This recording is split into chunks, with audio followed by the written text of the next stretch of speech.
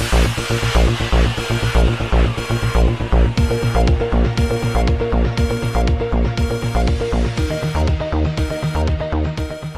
اللہ الرحمن الرحیم۔ السلام علیکم ناظرین، کنال ایکسپریس وے فیصل آباد پر حادثات کا سلسلہ نہ تھم سکا۔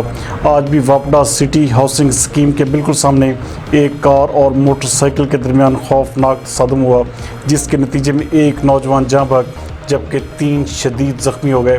ہمارے نمائندہ خصوصی زاہد نفیس کے مطابق Kunal express way road واپڈا city کے مقام پر 4 نوجوان ایک موٹر سائیکل پر سوار تھے اور غلط سمت میں آ رہے تھے، جن کو مخالف سمت میں آنے والی کار نے ٹکر مار دی۔ حادثہ کی زد میں آ کر سانگلہ ہل کے قریبی گاؤں چہور مغلیاں کا 19 سالہ نوجوان محمد سرور موقع پر ہی جاں بحق ہو گیا، جبکہ اس کے 3 ساتھی عبداللہ، حسنین اور عثمان بری طرح زخمی ہو گئے۔